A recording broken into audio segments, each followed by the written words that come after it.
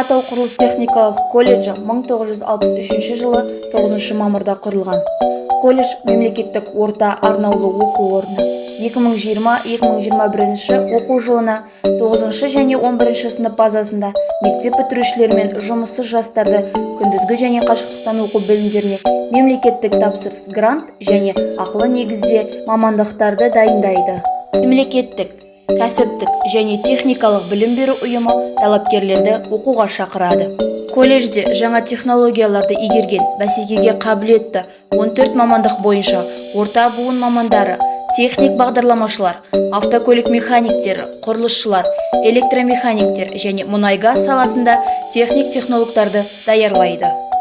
Құзыретті маман даярлау мақсатында колледжде арнайы оқу кабинеттері мен зертханалары, оқу өндірістік шеберханалар, жатақхана, асхана, акт залы, кітапхана және спорт алаңдары жұмыс істейді.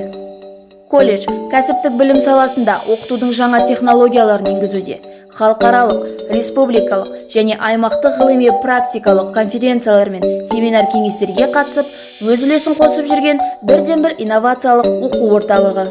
Колледждің оқу өндірістік базасы және ғылыми педагогикалық кадрлары бүгінгі күннің талабына сай. Біздің білімгерлер облыстық, республикалық байқаулар мен пән олимпиадалар және ғылыми жобалардың жеңімпаздары мен жүлдегерлері. Біздің ерекшелігіміз – колледж толықтай мемлекеттік оқу орны. Мемлекеттік тапсырыс грант бойынша студенттерді қабылдайды.